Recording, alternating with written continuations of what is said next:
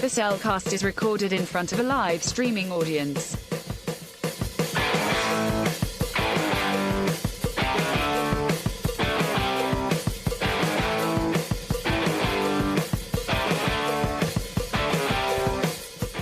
Hello and welcome to another episode of The Cellcast. Joining me this evening is a man who, well, he just wanted a little bit of cheese. Welcome, Jacob. Well, when I was younger, it'd be like, I really enjoyed cheese, but not so much as a mouse. Why, thank you. Let me introduce our co-host. Are you lactose intolerant? Sometimes I think I am. Okay.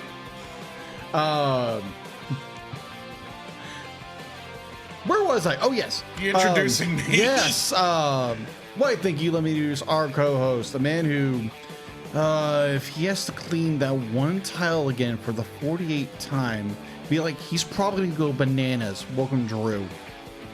You know, I'm normally a cat person, but I wanted to throw this cat out the window. Oh, you're not kidding. Lucifer. And not because he's evil, it's because he's just annoying. But we'll get to that. Yeah, we'll get to that. That very chubby tonight. And I like how, if you don't know, we're reviewing Cinderella. We just talked about how Lucifer is annoying and we wanted to chunk him out the window. Well, we are Christians, so we wouldn't mind chunking him out the window. Not saying cats are bad. I'm not talking about cats. I'm talking about Lucifer. Oh yeah, that there are Lucifer, other okay. Lucifers. If you don't know, we're talking about a cat, and we just want to chunk Lucifer out a window. Yeah, it was more like, wait a minute, be like, hold on, be like, we actually like cats. We're talking. If he's talking what I'm talking about, I know, but I was be like, it sounded like we were talking about like, oh, we just want to chunk cats out the window. No, it's not what we're saying. No. Like Lucifer himself go out the window.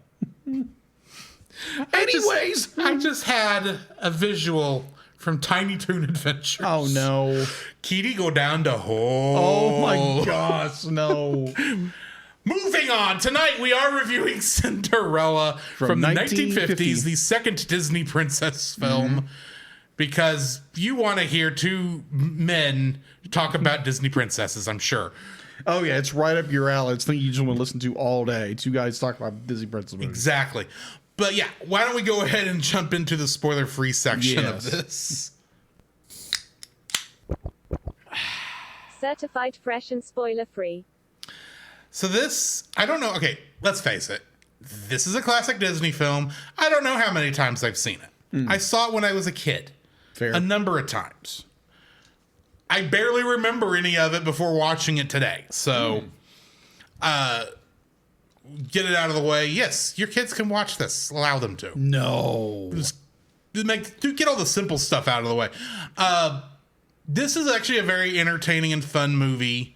For what it is, it's got a very simple plot because it is a fairy tale, and expanded on enough to make it work. And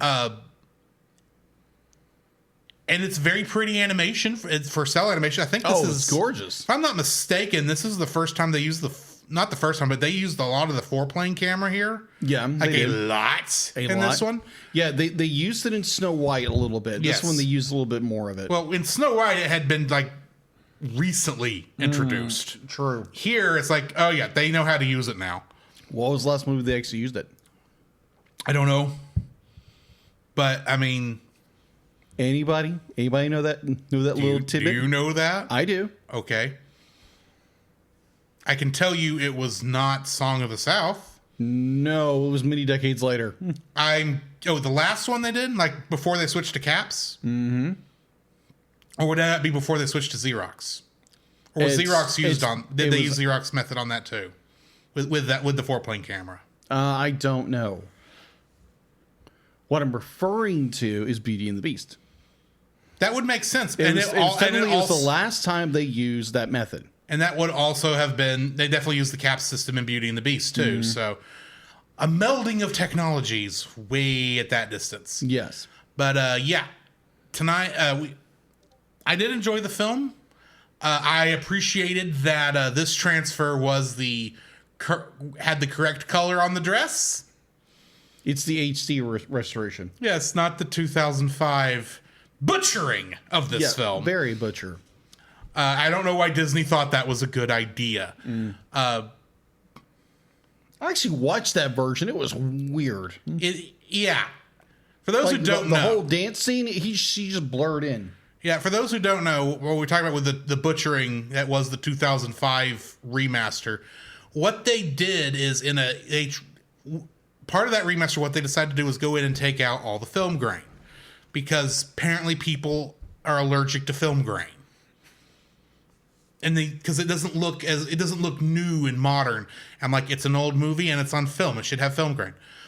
Unfortunately, the method they used to remove the film grain removed many details from her dress during the entire time she wears it.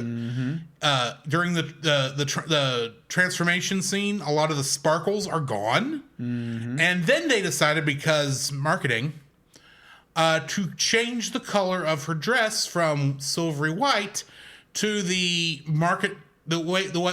color the marketing team used, which was blue. And it's painfully, obviously, it wasn't done well. No, it wasn't. It was not done well. And I remember Disney got headache from what the customers, the viewers, complained about how much they had butchered the whole film. And that's just the easy to point out ones, because those are the most important scenes in the film. The scene that sells the film is, I keep calling it the transformation scene because I don't know a better way to term it. It's when she gets the actual dress, or goes from the ratty dress to that was destroyed to the actual ball gown she wears to the thing. That's the money shot in this film, and they butchered it so badly, and I have no idea why they thought that was a good idea. But anyway. So yeah, the version on Disney Plus, which is where I watched it, is got the right coloring and it's a good restoration of the film. I like I said, I have no idea how many times I watched this as a kid. Was unaware my volume was on. That's fine, but I know I did watch it as a kid because I remember Jacques and Gus Gus. Primarily, I remember Jacques and Gus Gus. True. Because let's face it, as a kid, I didn't care about her going to the ball and meeting Prince Charming. I'm a guy. But I do. So I know I watched it probably on one of those VHS bootlegs that I had back then. But other than that, it's a good film. Go watch it. It's about all I can really say without spoiling. If you can actually spoil a film this old based on a story this old. Nearly 60 plus years old? This point? The movie was 50s? 1950. So that would be 70 years? That's right, 70. And then the story is like mid 1800s when this version of the story was written that this is based on. And it was based on and that version was based on folktales that go who knows how far back. Very true. So, I mean, can you really spoil it at this point? Cinderella's going to dance with Prince Charming at the end of it. Ooh, spoilers. What are your thoughts? I remember watching these as a kid, obviously. I don't remember thoroughly enjoying it because it was a princess film. It was boring to me. I was a little bored. It was not aimed at us. No. But the mice were cool. Now, I have a different opinion about the mice now as an adult. Oh, that'll be interesting. Definitely when it comes to the story. But I'm curious now if it's going to be distraction or plot convenience is going to be the problem. But we'll find out. We'll get there when we get there. Again, I've always really enjoyed the film. Definitely as an adult, I have more appreciation for it.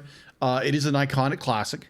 So yeah, if you haven't watched it, again, if you're listening to this podcast, you haven't watched Cinderella yet, go watch it. Yes. Turn it off. Turn us off. Go watch the film. Come back. Yeah, come back. Listen to us later. We're not going to be, offended if you do. It is the beauty of pre-recorded audio. Mm-hmm. You can come back and finish us later. Exactly. And we won't take offense. Exactly. Either or. Because we won't know. I've I'd be like, I appreciate this film dearly. I'd be like, it's great. It's an icon that like everybody needs to watch. And yeah, I highly recommend it to anybody. And again, if you haven't watched it, go watch it. And we don't mean go watch the live action remake, though I've heard that live action remake is one of the better ones. Yeah, it's not bad. It's actually fairly good. And be like, they kind of flesh out the lore a little more. And I know there's a couple other Cinderellas that have come out over the years by different studios. I think the more famous one is the Rodgers and Hammerstein one. That's ironically now Disney, owned by Disney because it was Fox. But we're talking about the 1950s Walt Disney classic Cinderella. So go check that out. And on that note, why don't we go ahead and jump into the spoiler-filled section? Yes. The following is a spoiler-filled review for the film Cinderella. Listener discretion is advised. Cinderella, Cinderella. I'd like to point out that every time I say the name of this film, I have to remind myself it's Cinderella, not Cinderella. Yes. Because I swear my whole life it's been Cinderella. Because let's face it, the one song, Cinderella, Cinderella, make a dress for Cinderella, it sticks in your head. It's the second most earworm song in this film, with the other one being Bibbidi Bobbidi Boo. Anyway, this film was directed by Clyde Geronimi, who, along with many other Disney films, also directed a couple episodes of The Dick Tracy Show. Ooh. Wilfred Jackson, who was one of the directors on Snow White and the Seven Dwarfs, and Hamilton Lusk, who also directed Pinocchio. It was written by Bill Peet, Erdman Penner, Ted Sears, Winston Hibler, Homer Brightman, Harry Reeves, Ken Anderson, Joe Rinaldi, Maurice Raff, and Frank Tashlin. And if I'm not mistaken, Frank Tashlin actually worked for Looney Tunes for a while. Okay, cool. Just weird connections there. This is based on the version of Cinderella by Charles Perrault. Getting into the cast for this one, we've got Eileen Woods as Cinderella, and she only has 5 credits on IMDb. And besides Cinderella, the one that I thought that stuck out to me was the elderly audience member in the movie Mommy Dearest. Oh. Because that was very recent. Or relatively recent. That was 90s. Really? And it's a Stephen King book, I believe. Oh, okay. I believe. I could be wrong. Anyway. Eleanor Audley played Lady Tremaine, a.k.a. Evil Stepmother. Very evil. And to show you how much of an evil character she can play, she's also the voice of Maleficent in Sleeping Beauty. Oh, okay. That totally makes sense. Verna Felton played the fairy godmother, and she played Queen of Hearts in Alice in Wonderland. So that's a bit of a juxtaposition between the fairy godmother and the Queen of Hearts. Rhonda Williams was the voice of Drizella, the first of the Ugly Stepsisters. Okay. And she didn't have much to pick from, but in a movie called High School Hellcats from the 50s, she played a character named Trudy Davis. Oh. I am tempted to watch this film because it's only about an hour long and it sounds very generic from this time period, but at the same time, it sounds like it's fun. Okay. About a girl who gets forced into an all-women's gang in high school. So, I don't know, I'm kind of interested in finding out what that's about. Lucille Bliss played Anastasia, the other ugly stepsister, not the Princess of Russia.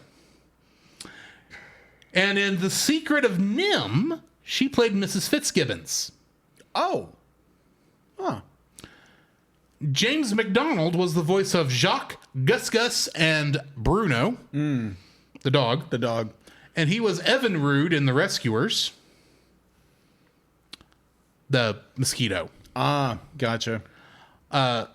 Louis Van Rooten was the voice of both the King and the Grand Duke, which means he was talking to himself in nearly every scene he was in.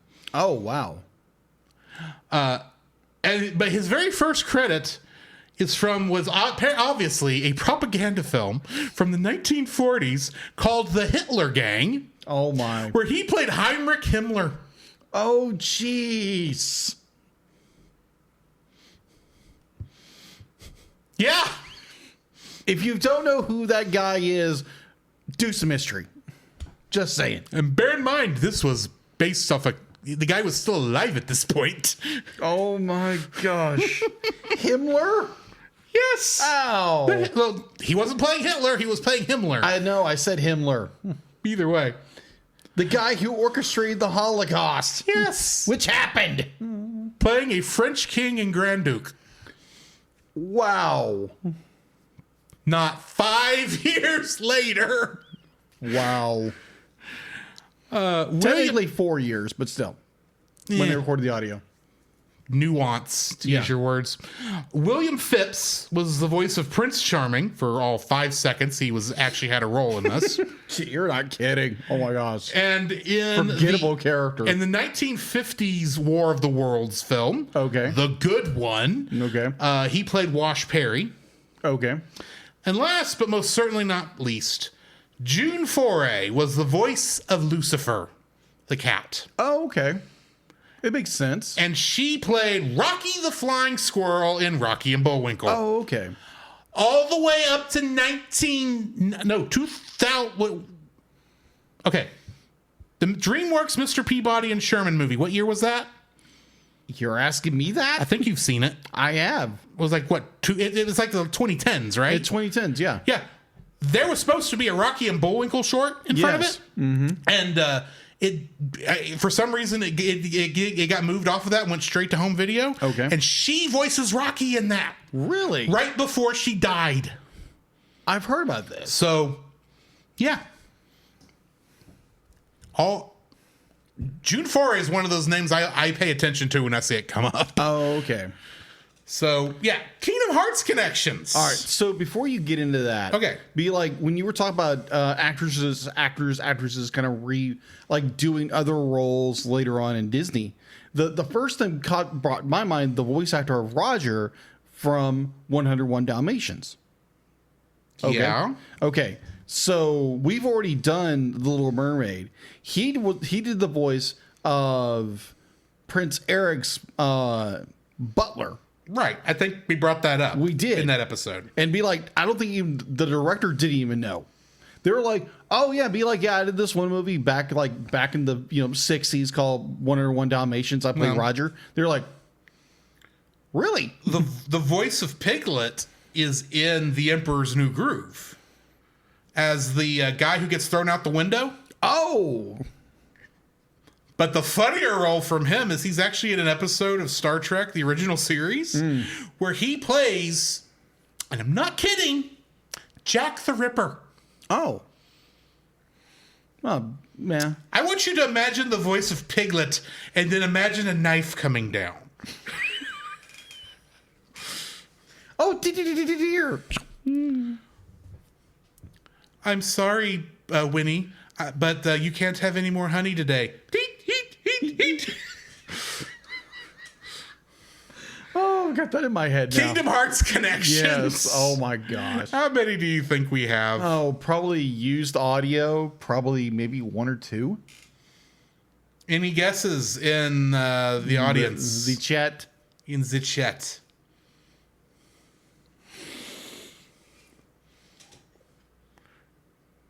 Five, 4, 3, 2, 1. The answer, my friends, is a goose egg. Unfortunately, none of the actors were able to return to reprise their roles. Obviously. Because a lot of time had passed, and that would seem to be obvious. Artsy did say 2, but she's apparently a little lagged. It happens. So... Oh, yeah, I forgot there was a Winnie the Pooh horror movie that came out. 2 of them. I don't know if Piglet's in it. Oh, he is. I kind of hope he's Jack the Ripper. Anyway, I'm not watching the film to find out. No. But, yeah. Big ol' goose egg. None of the actors, unfortunately, were still acting. Though I thought they would have pulled audio at least. Well, here's the thing. Kingdom Hearts 1. Well, the only game that there is a Cinderella level in. Oh, there's actually 2 Cinderella levels. I forgive me. In one of them, because the world is pretty much destroyed because it's fallen into darkness because of the events of Kingdom Hearts 1. Not getting into what happened there, but there's no people there, so they can't use any audio. Okay. But in Kingdom Hearts Birth by Sleep, which is a prequel and does feature characters going to the 3 original Disney Princess worlds, they didn't use any archival audio for those either, unfortunately. Okay. But then you have some really interesting acting choices in there too. So, cool. The person who's voicing Jacques, who I can't think of at the moment, he's not. He does a really weird job, and technically, you're playing Gus, even though it's a different character. Alrighty then. Because a lot of times in Kingdom Hearts worlds, your Sora or the Sora equivalent, I should say, for this game, replaces a character in the story. In this case, it was Gus, which was odd, to say the least. But why don't we get into the info and stuff? Yes, let's get into the info stuff. So I did rewrite the script a little bit. So I've changed a few things. Not changed, rewrote a few things to make it sound better. Make it sound more professional. Natural. All right, so IMDb, 7.3 out of 10. Rotten Tomatoes is 95 and 80. So it's, audience didn't like it as much as the critics, but who's talking, right? Right. Streaming, Disney Plus, if you have a subscription required to that. Physical media, you can buy it for $13 for the 2-disc Diamond Edition Blu-ray DVD combo pack on Amazon Prime. Again, subscription required. Production was Walt Disney Productions, distributed by RKA Radio Pictures. Runtime was 46 minutes. Release date theatrically was February 14th, 1950 in Boston, Massachusetts. It was released later here in the United States on March 4th, 1950. On June 1951, it was shown at the International Film Festival in Belgium, Germany. It was re-released in theaters in 1957, 1965, 1973, 1981, and 1987. A limited engagement at Cinemark theaters from February 16th to the 18th in 2013. Going in the box office. It had an estimated budget of $2.9 million.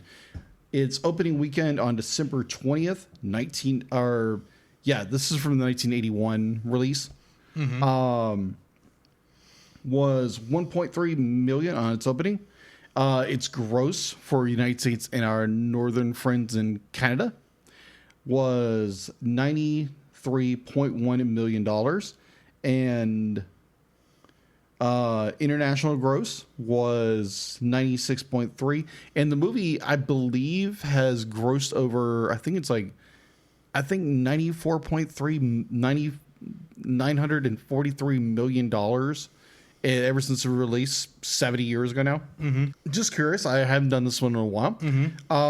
Where did this movie rate in theaters in 1950? Drew, any guesses?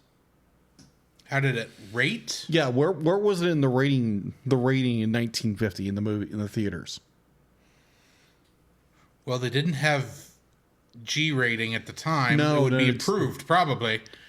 No, not G. Be like, was it number 1 how in theaters? Did it do? Was it number 8? You're asking how it did in theaters. Yeah, how it did in theaters. Well, it's the 50s. There was a lot of money going around. People were flush with money at the time. I don't know. Says 5th. I don't know. 7th. Okay. Artsy was right. It came in at 5th. Number 1 of that year was Samson and Delilah in 1950. I'll be like, Samson and Delilah, King Solomon's Mind, Annie's Got a Gun, Richard by the Famous, or Cheaper by the Dozen, the original, Cinderella, Born Again, Father of the Bride, the original, All About Eve, Three Little Words for MGM. So that's your top 10 from 1950. It was number 5. All right, home release. Now, granted, this is a lot, so just bear with me for a moment. It's been released many times. Yes, since the 1980s. All right, Cinderella was released on VHS and Laserdisc on October 4th, 1988, as part of the Walt Disney Collection, Classic Collection, with 7.2 million copies being sold. Disney had initially shipped 4.3 million VHS copies to retailers, but due to strong customer demand, more than 7 million copies were shipped, having grossed over 108 million sales in revenue. On October 4th, 1995, a digital remaster edition of the film was released on VHS and again on Laserdisc as part of the Walt Disney Masterpiece Collection. Disney shipped more than 15 million copies, and of which 8 million sold in the first month alone. On October 4th, 2005, Disney released the film on DVD, including a VHS, because yes, VHS was still a thing back in 2005. It was as it was going out. It was going out, but it was still there. There was still a market for it. Yeah, with a digital remaster transfer. This release was the 6th installment of the Walt Disney Platinum Edition series. According to Home Media Magazine, Disney sold 6.3 million copies in its first week, which earned over 64 million in sales. On October 2nd, 2012, a 3-disc Blu-ray DVD digital combo pack Diamond Edition was released. The Diamond Edition released also a 2-disc Blu-ray DVD combo pack and a 6-disc jewelry box set that included the first alongside both its sequels. A 1-disc DVD was released on November 20th, 2012. The Diamond Edition went back to the Disney Vault on January 31st, 2017. Cinderella was re-released in HD digital download on June 18th in 2019, with the physical media release on Blu-ray on June 25th, 2019. As part of the Walt Disney Signature Series commentary of the film, the film's 70th anniversary. On March 18th, 2023, Cinderella was re-released on 4K Ultra HD as part of the Disney Movie Club exclusive, with a steelbook packaging release on October 1st, as well as a standard release on October 17th as part of Disney 100th promotion. It utilized the 4K remaster print from the 2023 Belgium International Film Festival screening. The 4K version, dubbed The Ultimate Restoration, began streaming on Disney Plus on August 25th. Sequels: a directive movie sequel, Cinderella 2 Dreams Come True, was released in 2002. A second direct-to-video sequel, Cinderella 3, A Twist in Time, was released in 2007. A live-action adaptation of the film was produced by Walt Disney Pictures, directed by Kenneth Branagh, was released in 2015. The film was the year the film's 65th anniversary of its original release. And that is all I have for its info and stuff. All right. Getting into the summary. Cinderella is the daughter of a widowed aristocrat living in a small but prosperous French kingdom. When she is a child, her father remarries Lady Tremaine, a widow with 2 daughters of her own, Drizella and Anastasia, but dies shortly thereafter. Jealous of Cinderella's charm and beauty, Lady Tremaine and her daughters abuse her and eventually force her to become a maid in her own chateau. As the years pass, Cinderella remains kind and gentle, obediently doing her chores. She also makes friends with the mice and birds that live in the chateau and takes care of them while protecting them from her stepmother's pet cat, Lucifer. One day, the king invites all the eligible maidens in the kingdom to a royal ball, hoping that his son, the prince, will choose one of them as a bride. Wanting to attend, Cinderella finds a dress for late mothers to fix up. Fearing she will upstage them at the ball, Lady Tremaine and the stepsisters deliberately keep her busy with no time to spare.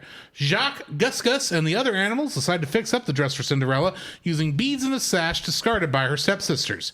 However, when Cinderella attempts to go to the ball with her family, the stepsisters are upset when they recognize their belongings, and angrily tear the dress apart. Before leaving Cinderella behind, a distraught Cinderella runs out to the garden in tears, where she is met by her fairy godmother, who has come to help. She transforms a pumpkin into a carriage, Jacques, Gus, and 2 other mice into horses, Cinderella's horse Major into a coachman, and her bloodhound Bruno into a footman. The fairy godmother also bestows Cinderella with a shimmering silver ball gown and glass slippers, but warns her that all magic will end on the stroke of midnight. Cinderella arrives at the ball unrecognized by her stepsisters, although Lady Tremaine believes something is familiar about her. The prince is instantly smitten, so the king orders the Grand Duke to make sure the romance goes without a hitch. The Duke prevents anyone from interfering as Cinderella and the prince dance a waltz and wander out to the palace grounds, falling deeper in love. However, when Cinderella hears the clock tolling midnight, she runs away before she and the prince can exchange names. Despite the efforts of the Grand Duke, Cinderella flees the palace, losing one of her glass slippers on the staircase. The palace guards pursue, and when the magic ends on the stroke of 12, Cinderella and the animals revert to their former appearances and hide in the woods. Cinderella discovers the other glass slipper is still on her foot and takes it home with her. The prince promises he will marry none but the girl who fit the glass slipper. The king orders the Grand Duke to try the shoe on every girl in the kingdom until he finds a match. When the news reaches the chateau, Cinderella is shocked to realize that it was the prince she met. Hearing Cinderella humming the waltz from the ball, Lady Tremaine realizes the truth and locks Cinderella in the attic bedroom. While the stepsisters unsuccessfully try on the slipper, Jacques and Gus steal the key back from Lady Tremaine and take it to Cinderella. Lucifer attempts to stop them, but the birds summon Bruno, who scares him out of the house. And a freed Cinderella hurries and meets the Grand Duke. In a last effort to prevent Cinderella from overshadowing her daughters, Lady Tremaine deliberately causes the Grand Duke's footman to trip and break the glass slipper. Cinderella reveals she has the other slipper, much to Lady Tremaine's shock, which the Grand Duke places on her foot. Cinderella and the prince are married and share a kiss as they set off in a carriage and leave for their honeymoon. Getting into the trivia for this. Now, I don't know about you, Jacob, but ever since I was young and had heard this story, I was always confused why her slipper would be made out of glass. And for a while, I thought perhaps, especially as I got older and knew glass was sometimes reused for its like diamonds and such. Yeah. I thought maybe that was it. I found this information. Okay. Ironically, part of the story became part of Western culture and tradition, and indeed part of this movie due to a mistake. Oh. Cinderella, in the earliest incarnations and iterations of the tale, never had glass slippers. She had fur slippers. Squirrel fur slippers, to be exact. Squirrel. Yes. Charles Perrault, the famous scribe whose adaptation of Cinderella was the basis for the Disney version of the film, and who told the most famous version of the story that most of us read, had spent years going over ancient versions of the tale, which all talked about their shoes. Ver is an antiquated French word meaning animal or squirrel, going along with all the animal transformations in the story. Originally, the fairy godmother, in addition to changing the mice into horses and changing Cinderella's hound into a coach rider, changed squirrels from Cinderella's garden into shoes for Cinderella to wear. Poor squirrels.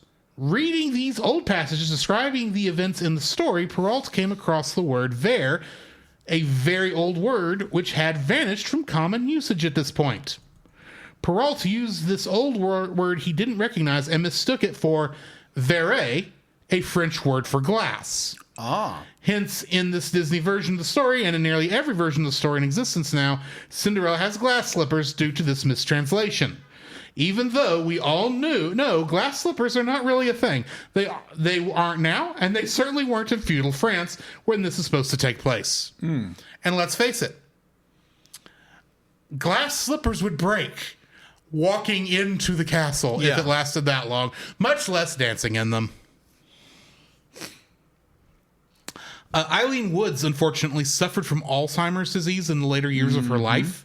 During this time, she did not even remember that she had played Cinderella, but nurses claimed that she was very much comforted by the song "A Dream Is a Wish Your Heart Makes." The transformation of Cinderella's torn dress to that of a white ball gown was considered to be Walt Disney's favorite piece of animation. Makes sense. Eileen Woods beat exactly 309 girls for the part of Cinderella after some demo recordings of her singing a few of the film's songs were presented to Walt Disney. However, she had no idea she was auditioning for the part until Disney contacted her. She initially made the recordings for a few friends who sent them to Disney without telling her. Lucifer was modeled after animator Ward Kimball's cat. A plump, six-toed calico named Feetsy. To prepare for Cinderella, Kimball studied dozens of cats but had trouble coming up with an effective design for the villainous feline. One day, Walt Disney visited the animator's home to talk shop, and Feetsy persisted in brushing against Walt's legs throughout the conversation. Walt, who was not fond of cats, finally declared, "For gosh sakes, Kimball, there's your Lucifer right there." Thankfully, he didn't kick the cat. Thankfully. There's an abandoned alternate ending for this film. After the Grand Duke discovers Cinderella's identity, she was shown being brought to the castle to be reintroduced to the prince, who was surprised to learn that Cinderella was actually a modest servant girl instead of the princess he thought she was. But the prince's feelings for her were too strong to be bothered by this, and he embraced her. The fairy godmother was to reappear and restore Cinderella's ball gown for the closing shot. Walt Disney himself reportedly cut the alternate ending because he felt it was overlong and did not give the audience its payoff. But this scene would later be incorporated into the video game Kingdom Hearts Birth by Sleep. So there is your Kingdom Hearts connection. Gotcha. And that's all I've got for trivia. What is your first like for this film? My first I think it's the character of Cinderella herself. It is a young lady who her father dies and is brought up by her very wicked, very horrible stepmother and her equally as evil daughters, and is treated like, a servant, a slave, what have you, in her own chateau or her own home. And she has enough not decency, but more of a what did I write that? Goodness about her nobility of a character to be like, okay, it's gonna get better. It's gonna be. She's always got a smile on her face, except when towards the end of the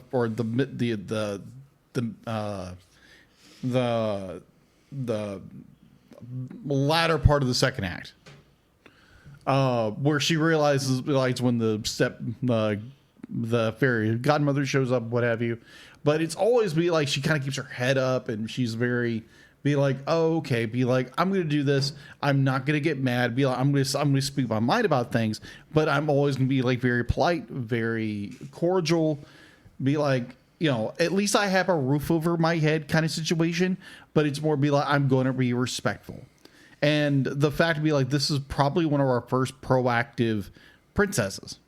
Some people may disagree with me, but I think Cinderella she does have a proactive thing where she does talk about, she does speak her mind about things. She's not afraid to say anything. She's not afraid to say it. And, consequences be there. But the fact to be she does, she is engaged to be she does want to go to the ball. And her little mousy friends help her with it's they, dress destroyed, whatever, what have you. But you have a very proactive and a very active princess in this movie. To be I really appreciate it as a character, because you do see her character arc develop over time. But granted, it's not an overly complex story, but it is a very it's a good story. It's a good story with a good character, with a good, noble heart kind of character. And I really appreciate that. What is your first like? My first like is how they show evil in this film. Oh, okay, yeah. This is going to be a little bit deeper, and I mean that not just in terms of psychologically, but also in how much we're going to be wading in here in a second. Fair. But in watching this film, I came to a realization. While there are 4 villains in this film, Okay. being, of course, Lucifer the cat, Anastasia and Drusilla, the 2 ugly stepsisters, Okay. and Lady Tremaine, the evil stepmother. Okay. Notice only one of those has evil in her title. Because I think there's only one character in here who I would literally call evil. The others don't know any better. Lady Tremaine. Lady Tremaine is I would call the seed of evil of this in this film. She's the only one that I personally think is the least likely to receive redemption after the film. And I am not including the fact that I'm aware that either in the second or third film, I think it's Anastasia, that gets her happy ending. So she does actually get a redemption arc. But just looking at this film itself, Lady Tremaine's the one that's obviously the one that's doing most of the actual evil. Yes, Retro Rewind, Modern Disney is the 5th evil, but Modern Disney wasn't around when this film came out. So hush. Roy. That's the 6th evil. The Warlord. But in terms of this character, Anastasia and Drusilla, while they certainly act evil and villainous, they don't know any better. That's true. Because they are just daughters growing up under their parent who literally, at least she started going down this path wanting the best for her daughters.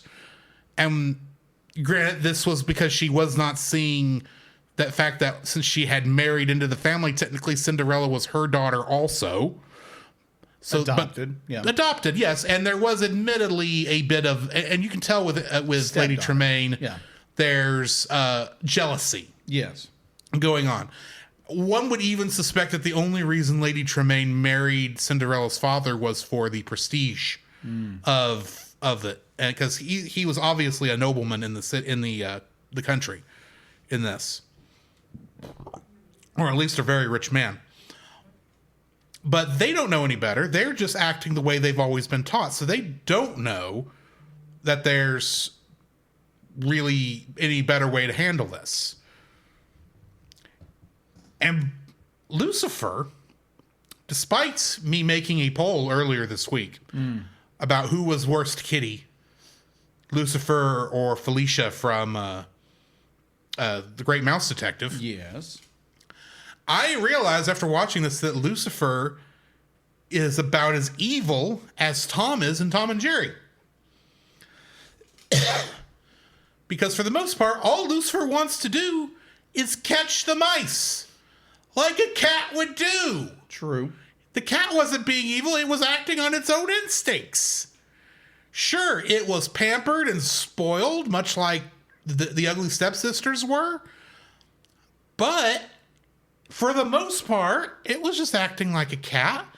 And he was being played for comedic effect for the most part. So that, and allowing, giving Jacques and Gus a villain to go up against in their scenes.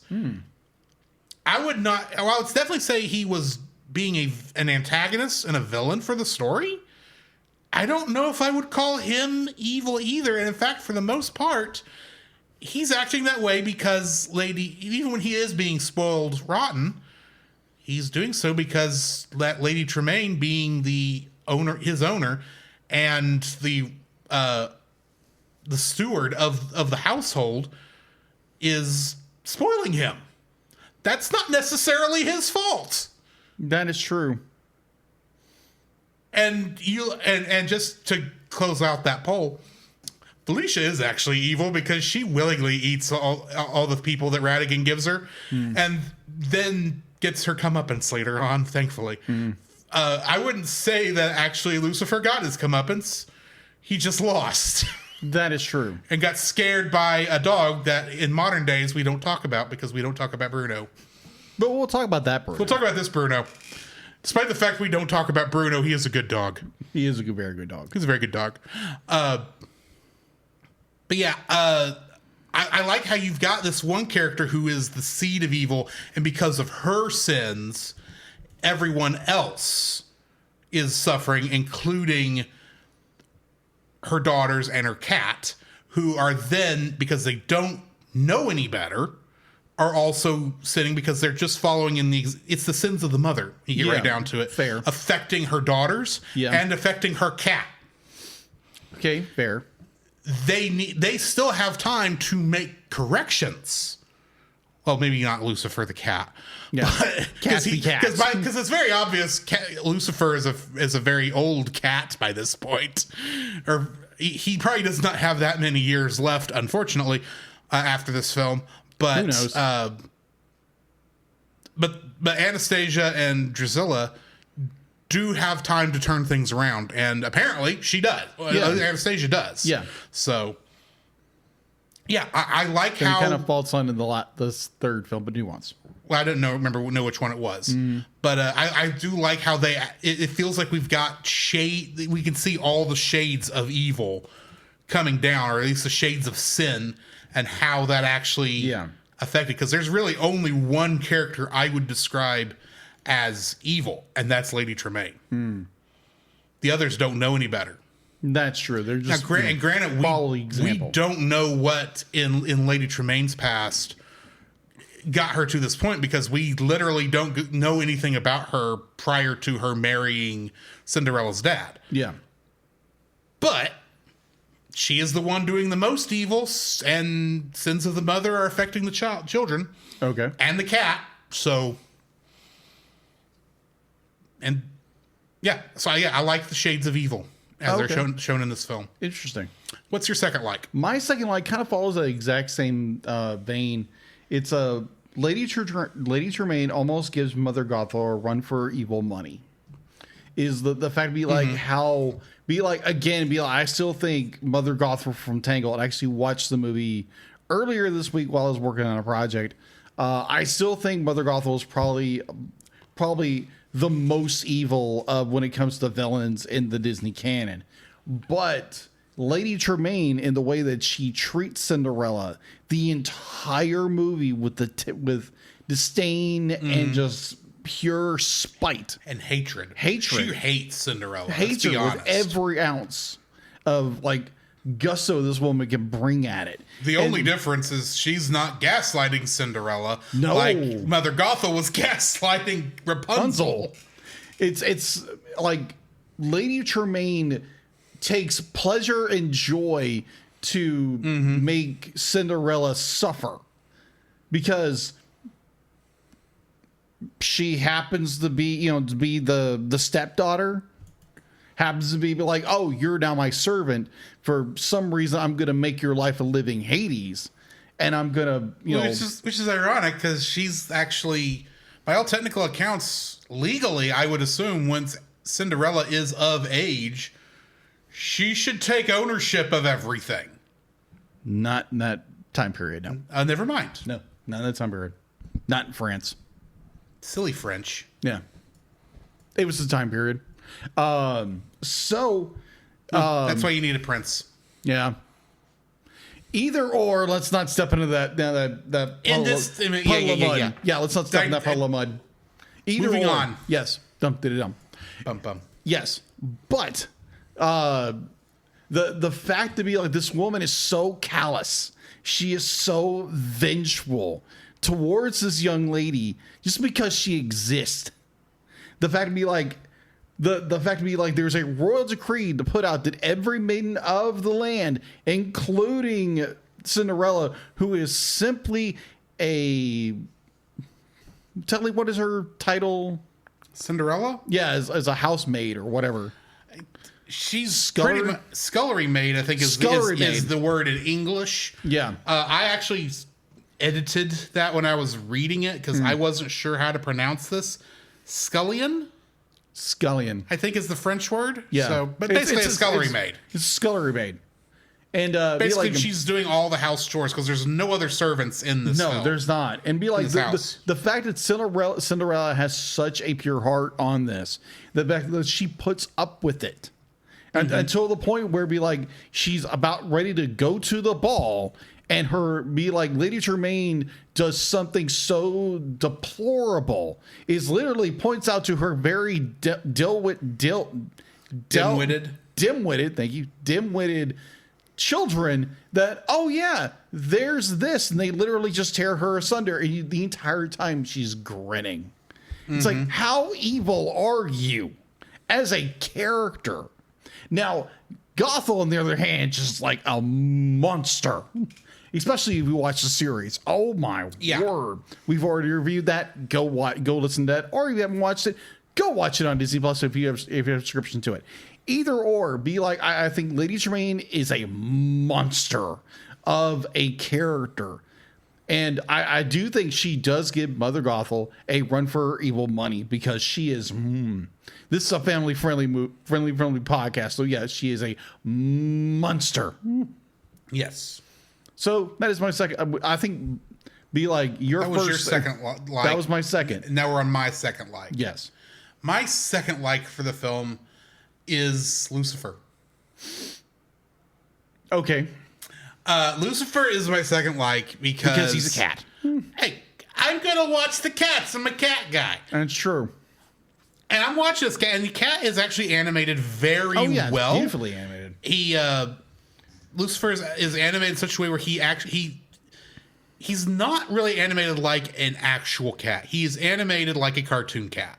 Yeah. I don't know a better way to describe it than that. But he's fun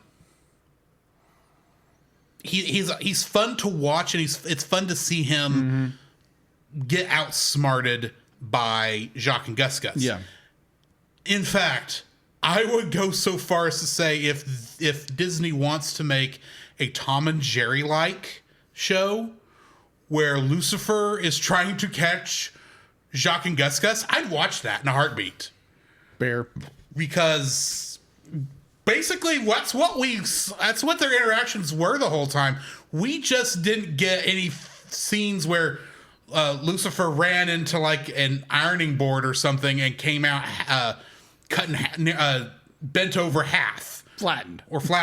We just didn't get to see we didn't get to see the cartoon violence. Granted, Disney's not really known for cartoon violence. Yeah.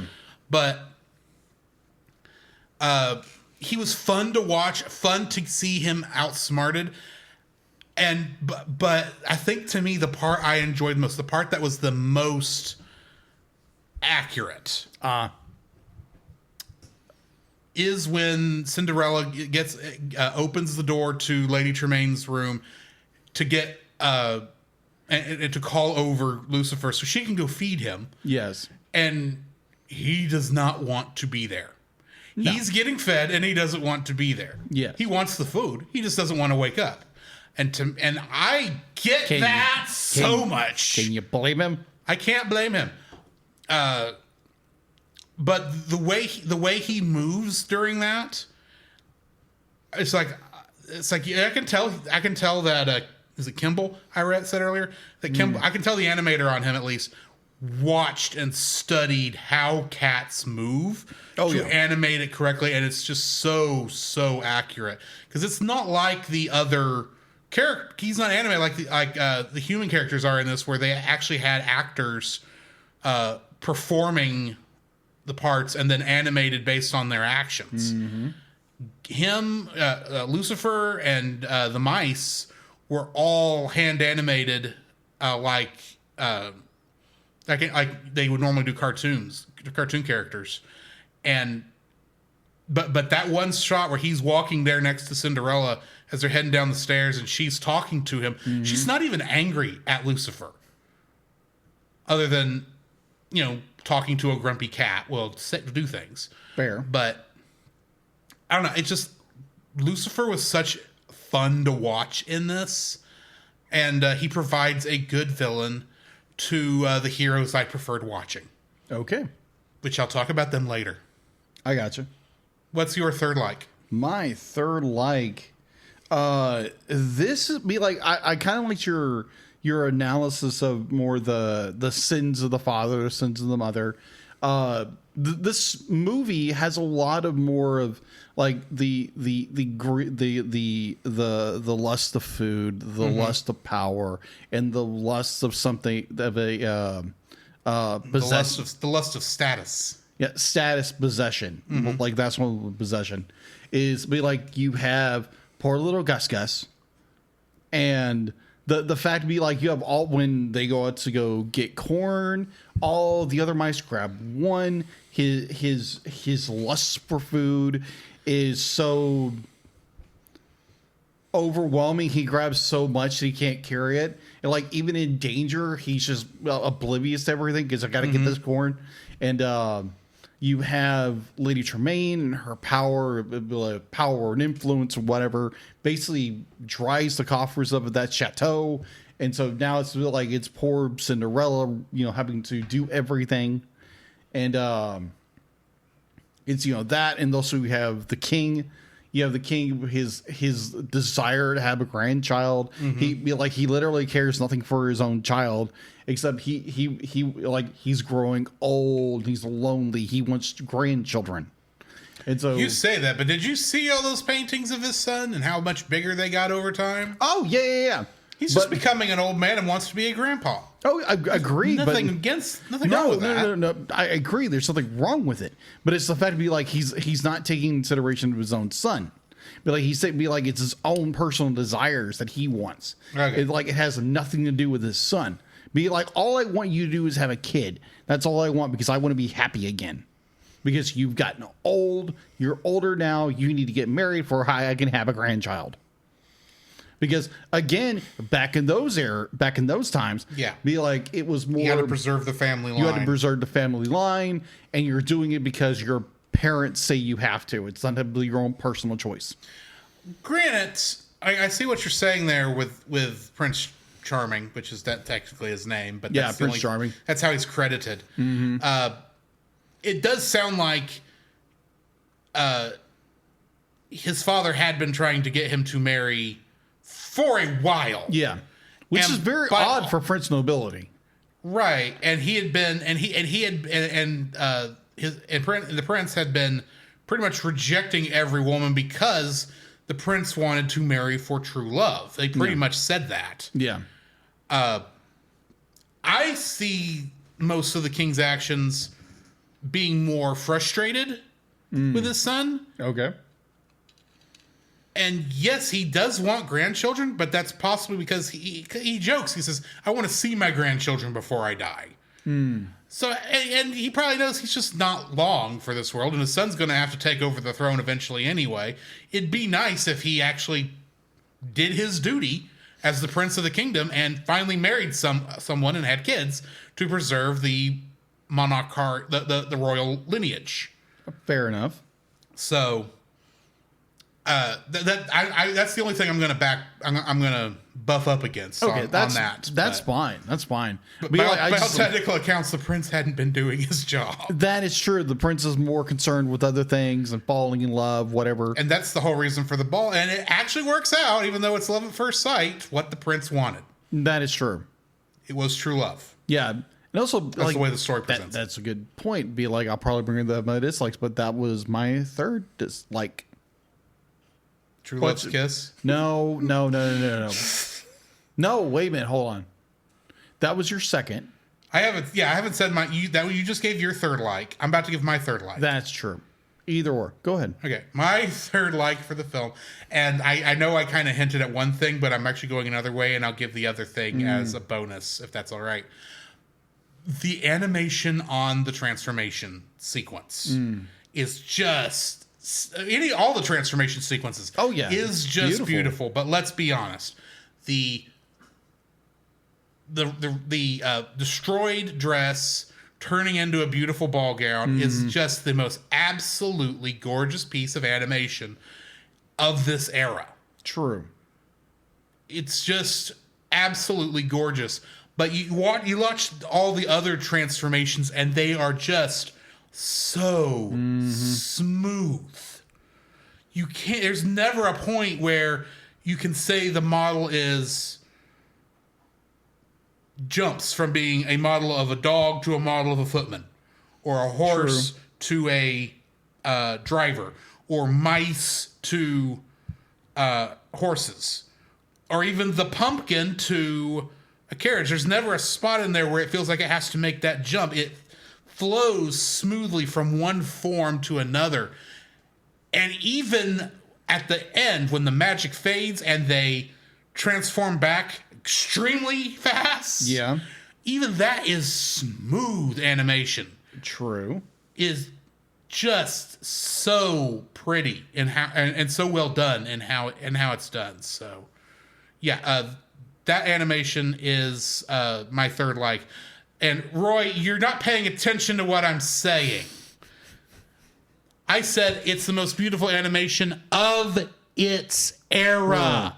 1950s. In other words, the 1950s to probably from this 50s, to the 60s. Jungle Book. Okay, 60s. The 50s and 60s. That's the era I'm referring to. Boy and the Heron was 2024. It's not even cell animation. So back off, Roy. But my bonus like actually is Jacques and Gus Gus. Because to me, they are the heroes I pay the most attention to. That is fair. In this, because as beautiful and as much as I enjoy the Cinderella story, the part that entertains me the most is Jacques and Gus Gus trying to escape from Lucifer and all the other things they get up to. So yeah, Jacques and Gus Gus is my bonus like. I gotcha. What is your first dislike? All right, my first dislike would be, I just thought about something. And no, Roy, it's not that it's made by Disney. Hush. All right, my first dislike, okay, I titled this Minutes to Midnight.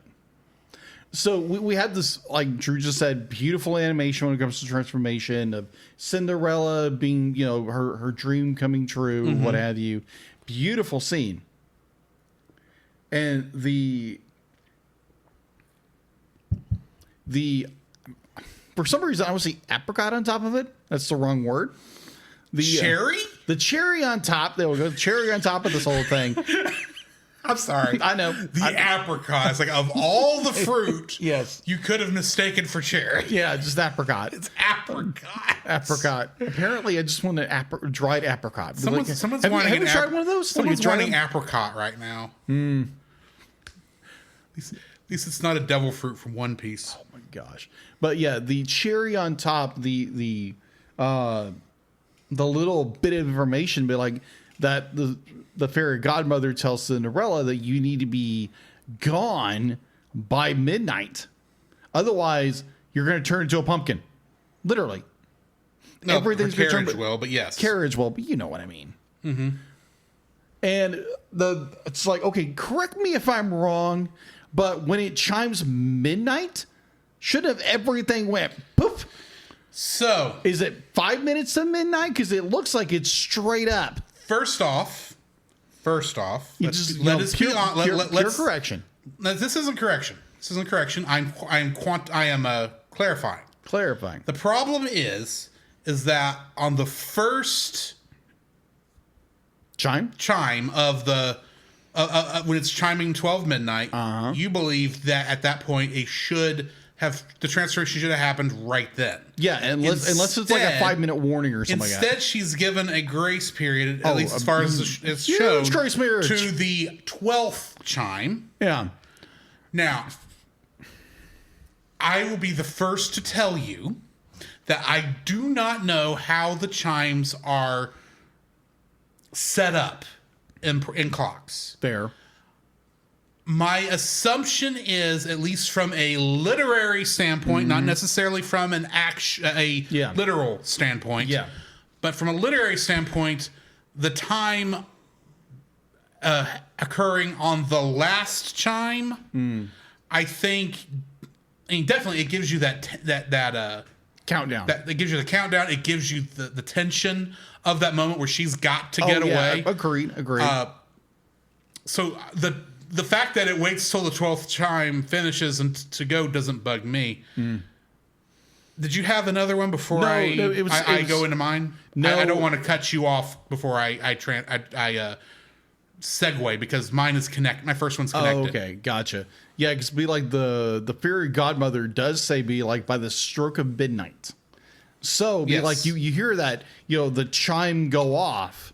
And it'd be like, because in the very beginning of the movie, and you have where the bell wakes her up. Right, and admittedly, in the modern day, chime of in the modern day, the chime goes off when it becomes the hour, not before the hour. Exactly. Timed to where the last chime is right when the time happens. And which be like, I do understand why they do that to build the tension, whatever. Right. They're gonna be like, maybe I'm not as fluid in clock mechanics or Big Bang clock mechanics as I should be, but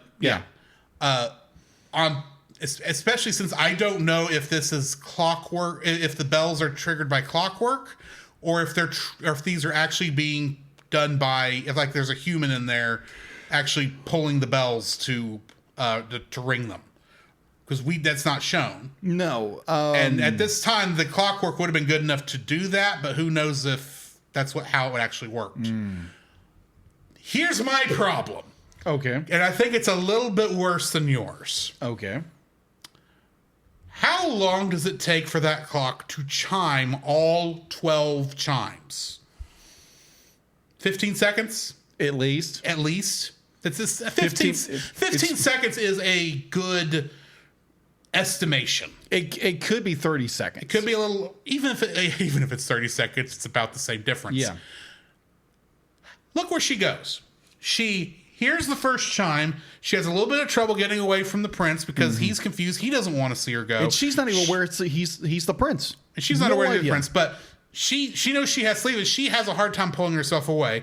She finally does. She has to run through the ballroom, through the castle, go down the stairs, lose a shoe, try to run up to get it, sees them coming out, says forget it, runs, gets in her carriage, and they have to go what appears to be across town, which granted it would have been a smaller town at this time, but at least into the countryside and up a hill, what has to be at least a good 2 miles by horse. And you're expecting me, and by the time, and that last chime does not hit until they are well into the forest. And they did this travel in 30 seconds at most. Yeah, it's a little. I understand build the tension, but at the same time, come on. That's a little too much. She should honestly, it would have made more sense if they escaped into town. And she had to hide among the alleys for a little bit before the guard left, and then walked home with all her mice and dog and everything else. Fair. That would actually make more sense. I will say, I am nitpicking, but that compression of time, of action to time, it's really not more of a compression of time. It's more of an expansion of time. Yeah. To make it where she can get, even at a dead run, let's not forget, for half of this run, or for a quarter of this run, she's running in 2 glass slippers. Yeah. And then is running only in 1 glass slipper and 1 barefoot. Yeah. Have you tried to run with only 1 shoe on? I have. It doesn't work. It does not work. It throws your equilibrium off. You can't run. You literally start tripping. There's a lot of things in this film that are unbelievable from a practical standpoint. Most of which I can let go and just say magic. Yeah. And get over it. And doesn't bother me. And really, this doesn't bother me either. It's just, I'm sitting there watching this going, wow, she made good time. And there's no explanation for it other than the fairy godmother gave her a lot of mercy and a very fast carriage. Yes. She could use this in Mario Kart. True. Oh, fun fact. So when I was in, I think middle school or high school, I can't remember which, but I remember I was in football, and so you had to wear cleats. Yeah. So I'm, running, and one of my cleats slips off my foot, and at a full dead sprint, thankfully it was on grass, not concrete. So I just went just tumbled. Imagine that wearing a glass slipper and you're trying to run downstairs because there again your equilibrium goes off and now you're just tumbling. Just running downstairs in normal tennis shoes is hard. Yes, it is. And those are tied on. These are slippers. They are being held on by tension. She should have kicked those things off and ran down holding them in her hand. That's true. And she'd have been less likely to lose one that way. At least they weren't squirrels. That would have made more sense because I could see how a squirrel fur-lined slipper might fall off your foot. Easy. Squirrel slippers. Squirrel slippers. That's got to be the title. Squirrel slippers. Squirrel slippers is going to be the title for this. You heard it here first. So, yeah, my first dislike is... Wow, that's a lot. She gets a good distance in a short amount of time. Oh yeah, running back. So, yes. What's your second dislike? My second like I titled blank Prince because what's his face? Prince Charming. Prince Charming. It's the only name they give him. Despite Prince the fact Charming is that just would make his dad King Charming. Yeah, apparently. Of the Chateau Charming or something like that. But the County of Charming. County of Charming. There wait we a minute, go. this is France. The County of Charmant. There we go. Charmant. But Prince Charming, oh my gosh, talk about a blank character. It's like, okay, be like, yeah, I get he's supposed to be this. The irony is there's more to this character than there is to the prince in Snow White. Oh, yeah, you're not kidding. At least he does something. Yes. Anyway, continue. Yeah, it's just more like, oh, okay, we hear about this prince and be like, oh, he needs to get married and he's bored out of his skull until he sees a girl in a, not a blue dress, but kind of like a light blue dress. It's silvery white. Silvery white with blue accents, whatever. It's like, oh, it's a blonde-haired girl who's pretty. I want to marry her. Fun fact. That's all his character is. It's like, oh, wait, and he sings. That's about it. Fun fact, unofficially, his name is Prince Henry. Prince Henry Charming. Interesting. Or wait, this is France. Prince Henri. Henry. Henri Charming. Henri Charming. Charming. Char. Yeah, Char. You listening, Charlie? You listening, Becca Gaming?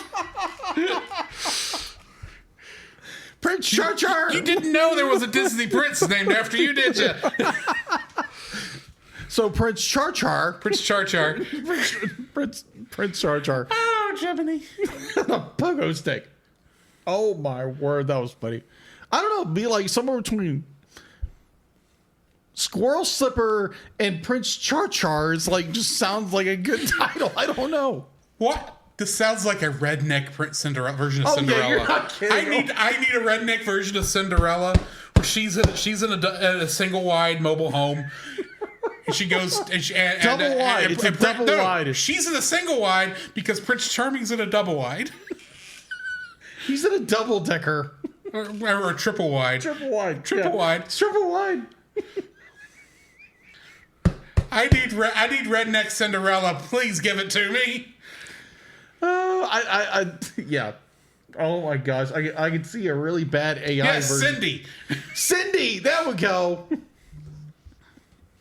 But yeah, just Prince Char is just so paper thin of a character. It's like, he falls in love with Cinderella because she's blonde and wears a pretty dress. Well, she is pretty, and she's in the outfit. Do not get me wrong; she's a gorgeous character. She was pretty before she cleaned up. That is true. So, but it's just like but we have so many character depth with everybody else, including the king himself and the duke. We hardly know nothing about this kid except he's more like, he's bored. Was he bored? I thought he just got back from a campaign. Or be like he got back from a hunting trip or something. I don't remember. Gaston was based off this character technically. Don't forget that. That is true. That is true. But overall, I think, Prince Charge be like, couldn't you give him a little more personality instead of like singing, be like, this must be love and blah. Either or, I got bored of the character really fast because he's barely in the movie. Because he's a goal, he's not a character. Yeah, he's a goal. That's all he is. He's a plot point. Yes, that's all he is. He's a plot point. And love doesn't work like that. Let's just be honest. But love is an open door. Yeah. And who did she fall in love with? Yeah, exactly. You can't marry someone you just met. That is true. Tell that to a lot of Disney princesses. Yeah, you're not kidding. Anyway, what's your second dislike? Yes. My second dislike is why does her producing her own glass slipper prove that she's the girl the prince danced with? Hold on, say that one more time. Why does her producing the matching glass slipper or another glass slipper, why is that proof, and it fitting her foot, why is that proof that she is the woman the prince danced with?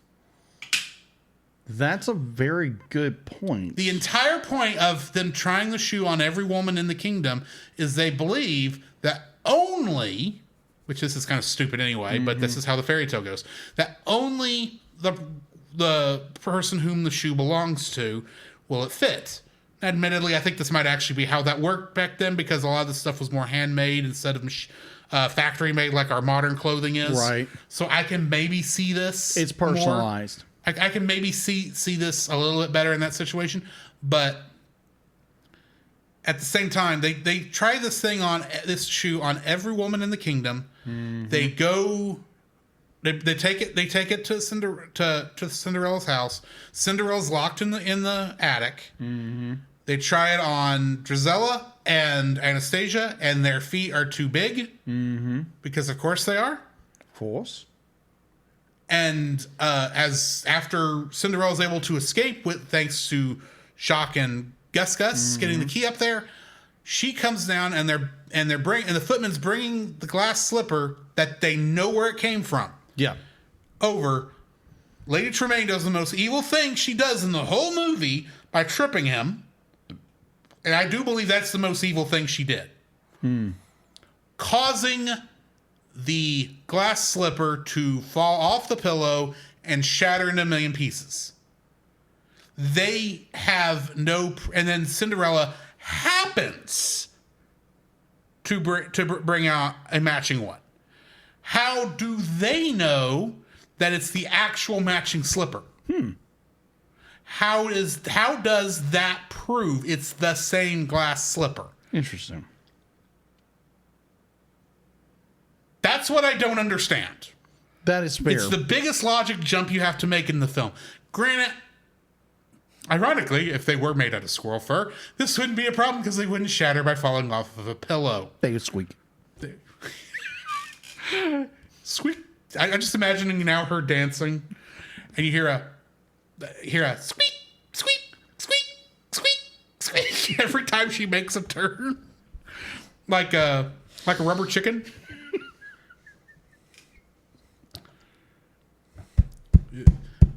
It's just what I'm imagining right now. Fair. But with the logic the movie presents us, I don't understand why this was proof. I can let go where, oh yes, she tries on the shoe that they brought. I can see how that is proof enough within a reasonable amount of doubt. But that would be like, I'm trying to think what it's like. It doesn't make logical sense because they don't know if that's actually the matching shoe. They can't know that that's the matching shoe. Their only way they know for certain that Cinderella is not a charlatan that happens to be that fits her own shoe is when she finally gets to the place and she gets dressed up for her wedding, and oh look, she does look just like the woman that danced with the prince. But they don't know until that point that is actually who it is. They are taking it on faith that a woman produced a matching shoe that kind of looked like, that definitely looked like the shoe they had, but they don't even know if it's from the same set. There's no way they could know it's from the same set. True. Now, granted, the Grand Duke may have saw her and go, "Oh yeah, that's her," but now they, and this was the only way they could make it work. And yeah, this definitely would have pleased the king to move on, as long as you don't ever tell him that the original shoe was broken. That's true. That's why That's why the Grand Duke was broken, because like, oh my gosh, I'm going to die. I'm going to get my head cut off. But there's no way they knew for certain. Yes. I mean, this would have been a convenience. Yeah. It would not have been that. Ray, well, if you would like to know about our feelings on glass slippers, back up about, 40 minutes? 30 minutes. And find out why they weren't supposed to be glass slippers. They were supposed to be squirrel slippers. In some iterations, they were squirrels. All I see is a fluffy little tail. Translation is trouble. You're not kidding.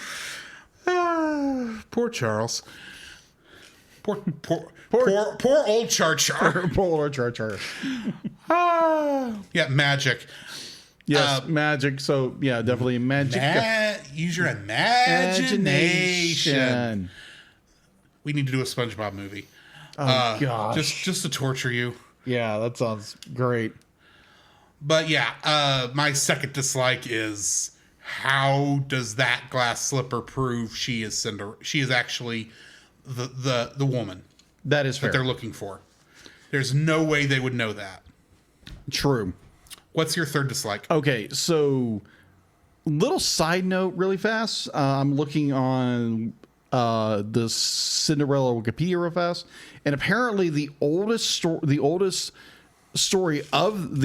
rendition of the story is a Greek story, going back far as 7 BC all the way up to 23 AD, about a Greek slave girl who marries the king of Egypt.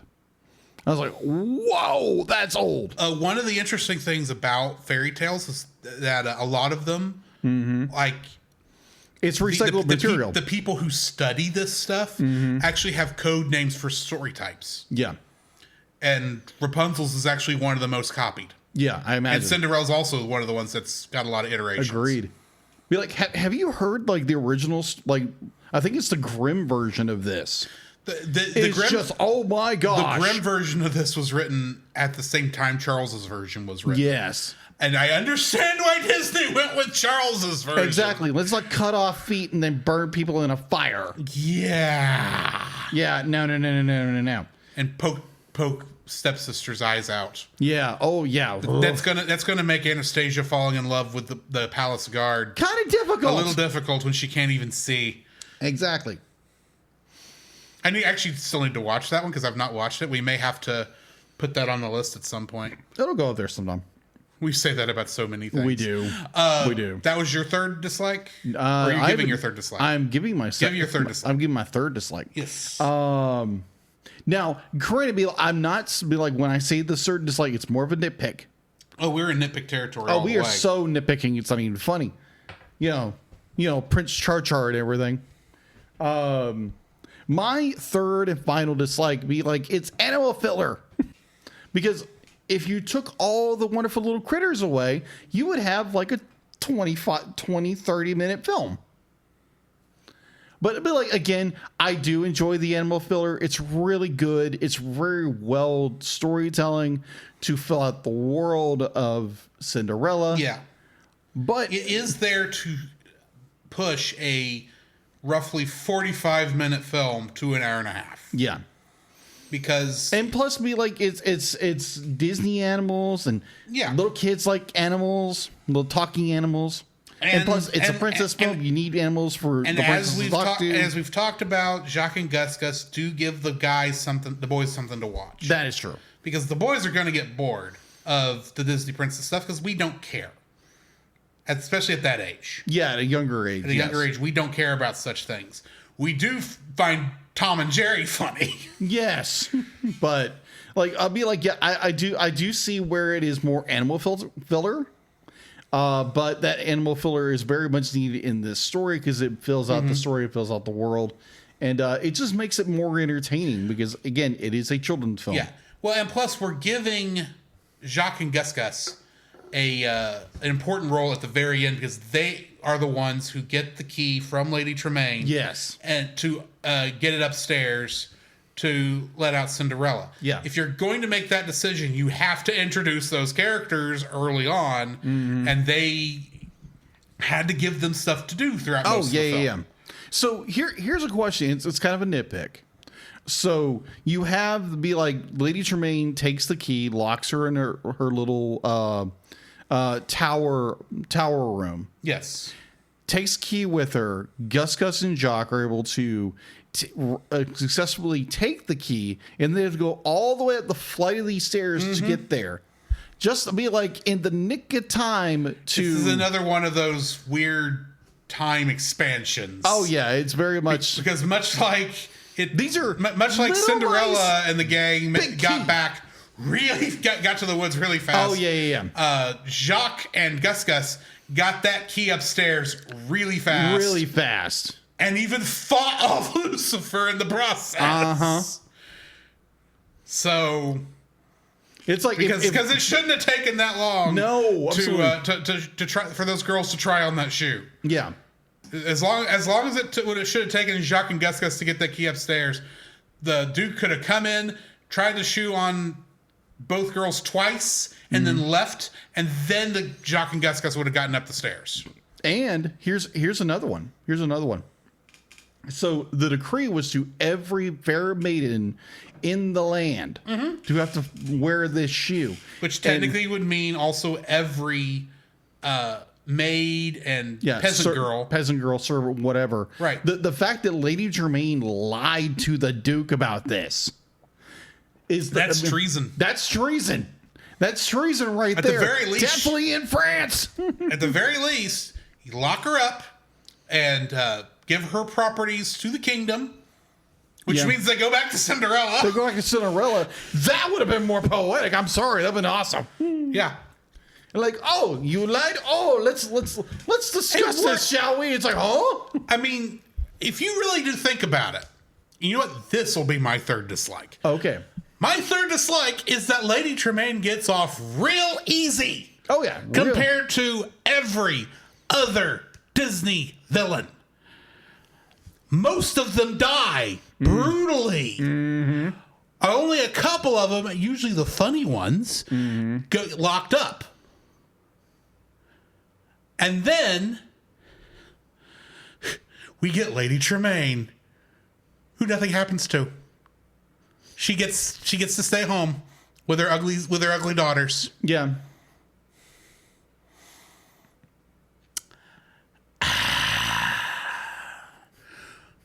This is one of the most evil women in Disney. Yes. If not the most evil. But she's one of the most evil. Definitely. She's in the top 10.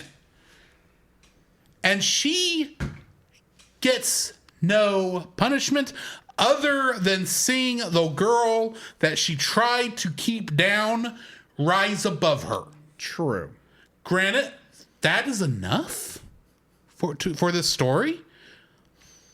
But it's also the most disappointing when we've had Gaston falling to his death with skulls in his eyes. Yes. Clayton getting strangled by jungle vines. The evil queen getting a rock dropped on her. Mother Gothel aging to a corpse. Pascal tripping her, but she still aged to a corpse, and then oh yeah, she did, and then she didn't feel good, Mr. Stark. At least that's better than Kingdom Hearts, where she turns into a Heartless and we have to beat her with a Keyblade. Though beating her with a Keyblade was very therapeutic. She was a tree monster, but who cares?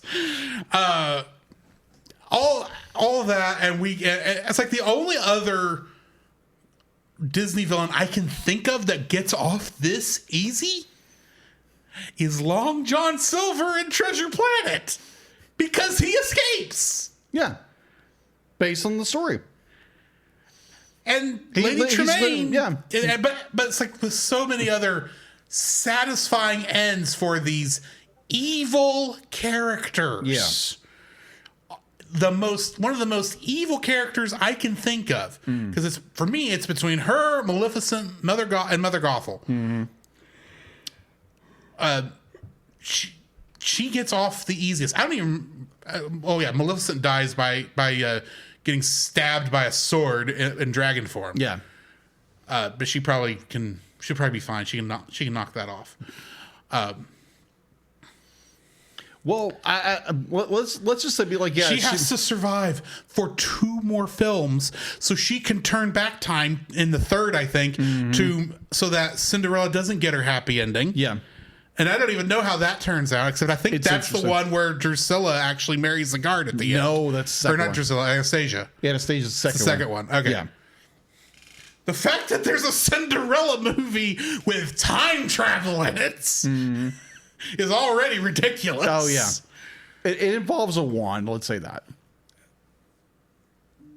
Just want to know how she deals with the fact that fairies apparently exist, because that's the thing. There is so little magic in the film that the fact that the fairy godmother is even there is kind of a Deus Ex Machina. Right. But I mean, it's in the story. You have to do it. So technically, it's like, oh, there's a fairy. I'm going to steal her wand. That's how evil I am. Yeah. Steal a fairy's wand. Yeah. I'm going to piss Tinkerbell off.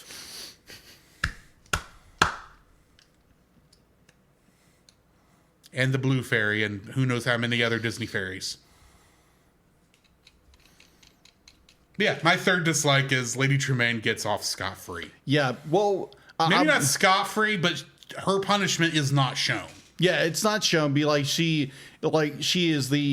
her disappointed or shocked. It's like, oh my gosh, this happened. We don't see any results of what happened. So yeah, I do agree. After Cinderella produces the other glass slipper, we see her react. It's like, I can't believe it that I lost, basically, and then we don't see her again. After that one moment of shock, they put the slipper on, and then it's wedding time. Yeah, exactly. It's like, at least do like they did with King John and Robin Hood and have her, I don't know, scrubbing a toilet in the dungeon in the castle or something. Yeah. But be like, they had to wrap the movie. Right, they had to wrap the movie, and that's not really an important plot point. It's just of all the things that you expect to see in a Disney film, the main villain not getting their punishment on screen is disappointing. Very true. That being said, I certainly wouldn't want to be Lady Tremaine when Cinderella tells Prince Charming what Lady Tremaine did to her. Oh, good night, no. Cinderella may be a kind girl. Prince Charming may not be a kind man. Nah. When you piss off the love of his life. Yeah. Or when you piss on the love of his life, I should say. So yeah, that brings us to the end of the review. I know what Francisco wants us to rate the film. Right. What are you actually rating the film? I'm curious what you're going to rate it. I'm giving it an 8. Okay. This is a very good film. It's not one of my favorites. It's not what I'm going to turn on and watch for entertainment's sake. Right. But it's very well done. It's very well animated. The animation in it is gorgeous. It's just not one I feel I feel like a belovedness towards. So yeah, I'm giving it an 8. Okay, I'm gonna give it 8.5. Be like, it's a gorgeous film, great story. There are some plot conveniences that obviously need to happen in order to sort of make the story actually make sense. Prince Char being a one note character, where everybody else kind of gets some depth, and he's just more, oh, pretty girl, that's it, and sings a note. But overall, be like, I thoroughly enjoyed this movie. It kind of makes me want to go back and watch the live action movie because I haven't seen that since theaters. But overall, I really enjoyed it. And yeah, 8.5. Alrighty. Let's go ahead and hit the intermission, play some bumpers, and we'll get into the second half of the show for a very serious episode and a very Looney Tunes episode of Batman the Animated Series. You're not kidding. This podcast is a proud member of Culture Box.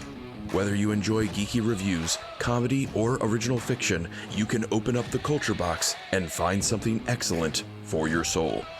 Point your web browser to culturebox.media. This week, we suggest checking out The Rushmore Show. The Rushmore Show is the place for ranking the ultimate top 4 in sports, video games, nostalgia, and movies, and so much more. Each week, Andy and Kirk spark engaging discussions and friendly debates, making The Rushmore Show your compass in the realm of pop culture rankings. You can find more about them at their YouTube channel, The Rushmore Show, where it's all about your top 4 and nothing more. And I was just recently on an episode, so go check that out. Nice. Talking about funny, silly songs. Cellcast would also like to thank the following patrons. PaulJPowers.com, the Monster Island Film Vault, Edwin Gonzalez, PaulJPowers.com, and my brain just left. Artsy Stuff? Artsy Stuff. I'm sorry, Artsy Stuff. I was trying to remember everybody's name, and I think I usually say yours earlier. I could be wrong on that. Either way. If you would like to have your name shouted on the show or possibly forgotten about by the guy reading it, plus episodes of our patron exclusive show, We're Just Super Saiyan, that is coming back, you can donate to our Patreon at the $1 level. At the $5 level, you can get that plus uncut episodes of the Cellcast, plus some special art from Jacob when he can get to it. And at the $10 level, you can force us to review a film of your choice within reason. And that spot will be in 2027. Because 2026 is filled up. Also, go and check out our Redbubble store for stickers, t-shirts, and other various items. And if you want to support us without spending any money, please rate, review, and subscribe to us wherever you found us and share us with your friends.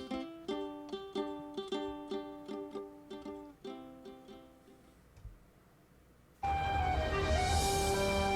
am vengeance. I am the night. I am... Lucifer, Lucifer, Lucifer. There's a song the good folks sing. Meow, meow, meow, meow.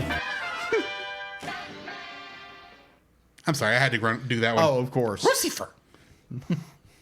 Batman the Animated Series, Second Chance.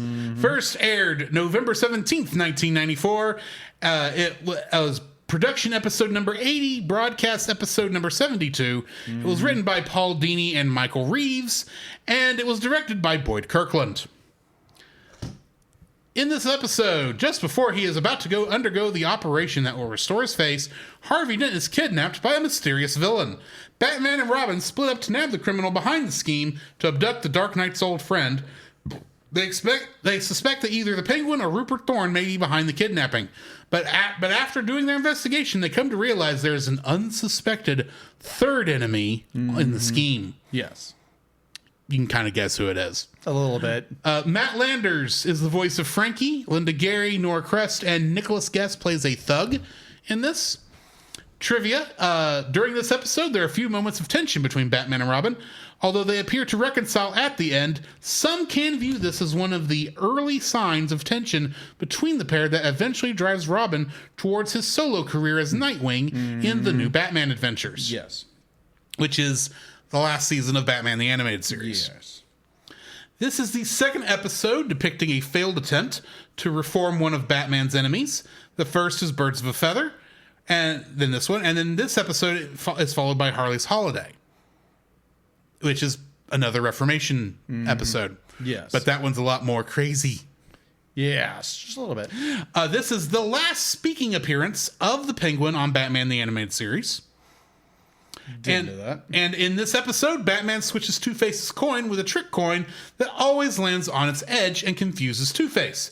A similar occurrence happened in the comics during Two-Face's debut in Detective Comics number 66 in 1942. At the end of that story, Two-Face flipped his coin and it did land on the edge, which prevented Two-Face from making a decision. In that story, however, the coin landed on an edge because it happened to land on a crack in the floorboard. What are your thoughts on this episode? I enjoy because to me, honestly, it was very much like the animation wise. It was so much a callback to the first season of BTAS. It says a lot. It does. That they were able to edit in a flashback to that introductory episode of Two-Face. Yeah. And come back and it doesn't look different. Despite the fact the animation has changed a lot since that first season. Very true. Very, very true. Like animation, it's fluid. It's dark and gritty. It has more this air of mystery. What's really going on? It has this nice little plot twist in the plot twist, like who's really behind it. They go on these little side quests to figure out who's going on. Bats finally figures it out, and it's just beautiful confrontation between Batman and Two-Face. And Batman is just really trying to save his friend. He's trying to save Harvey from himself. And also you have the dynamic between the dynamic duo of a Batman who is wanting to save his friend, is kind of neglecting his bird partner. And like you said in the beginning of this, it was you can see where that would build up tension to what later would be in Batman the Adventures Continue. The new Batman. New Adventures of Batman. Where Robin does, or Dick Grayson does become Nightwing. And absolutely love it. It'd be like you do see at the very end where they kind of Robin does come in at the end and back Batman up and be like the fact to be like they do have that strong partnership and friendship that even though it's Batman, he wants to save Harvey, Robin's still going to be there trying to help him. And again, it's not that Robin doesn't want to save Harvey. No. But it's Batman's desire, or Bruce's desire, to save his friend. And so he's going to be like, I've got to do this by myself. Be like, go do this. Because I've got to do this alone. And he does that often.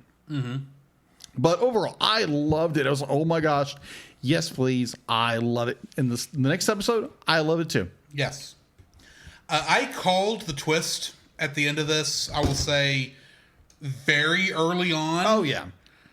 I want to be nice to the show and say I didn't call it until one of the thugs took his mask off and you see the split hair, because that was the biggest giveaway that it was a Two-Face, that Two-Face was kidnapping himself, basically. But I kind of called it before then when I thought, oh, people are coming in to stop Two-Face from getting the surgery. Who would be Two-Face? Who would be Harvey's biggest villain? Who would be Two-Face's biggest enemy? Batman or Harvey Dent? It would be Harvey Dent. And they are two separate personalities, so. And the fact that none of the thugs said who the boss was. They just said the boss told us that he wanted to take care of Harvey of the guy himself. So it's I figured it out very early on. Yeah. But at the same time, it was just fun kind of watching it. I do vaguely remember at least the scene with the penguin from when I was a kid. Because I thought it was connected to something else. Just going back through my memories, but I thought it was done well, having them go after Rupert Thorne and the penguin, and how those made sense. There were two red herrings. That is true. And that's when, after they got the dust sample, that's when Batman put it together. But I had already figured it out. Oh, they're going to be at the Half Moon Club. It makes the most sense. Though that does raise one question. How much does Harvey know about Bruce, and why wouldn't Two-Face also know that? Or if it was just he was hoping that Batman or whoever would come to, whoever Harvey thought would come and save him from his evil half might put two and two together, hopefully. Well, I don't think Harvey or Two-Face knows who Batman truly is. Because I know that Harvey's love for Bruce as a friend is so strong, but I think it would be like Harvey himself, his personality would want Bruce to come to help him. But because he knows Bruce is always there to help him. And I get that, but Bruce is not at the surgery. No. Because he's Batman up on the roof. Technically he is, but he's Batman. Right. So Harvey has no way of knowing if... Harvey says that as he's going out, which may be that Harvey knows what Two-Face is going to do, but is trying to not give it away because it would give away to the Two-Face personality that Harvey knows. I wouldn't even go there. I think the fact would be like Two-Face is keeping it from him because but Two-Face hates Harvey so much he wants to get rid of him. Right, but Harvey obviously knows something's going on at this place that he and Bruce used to close the town down at. Yeah. And it feels like he's, even if he is just subconsciously knowing that and saying that, that could be it. It's just, it's like, it's Harvey reminiscing on their friendship. The fact that Two-Face says that he knows that Batman was going to show up. Yeah. It's like, how did you know unless you somehow let Harvey know and had Harvey say, and you knew Harvey would say that as he was going under? Or were you in control and you wanted to make sure it was heard? How do you know any of those doctors would have been able to send that message to anybody? Because neither Harvey nor Two-Face would know Batman's watching the surgery. Yeah. He has no reason to think he would. Yeah. I don't know. It's a weird little logic jump that works, but fair. And at the same time, it really doesn't matter because Batman probably could have figured it out even if he hadn't heard that piece. He's the great detective. Right. As Ra's al Ghul knows full well. Mm-hmm. But, and sometimes clues are given for the audience, not necessarily for the detective to figure out. So, which is a beautiful stroke of just like writing literary illusion. It's a literary device. Literary device. There we go. But, I enjoyed this episode. It was fun. It was done well. It was written well. It's animated well. It's a good episode. I do suggest it. Going into the next one, Harley's Holiday. Yes. Which first aired October 15th, 1994. It's production episode 81, broadcast episode 76. Yes. It was written by Paul Dini and directed by Kevin Altieri. Yes. In this episode, discharged from Arkham Asylum, Harley Quinn tries to lead a sane, normal life.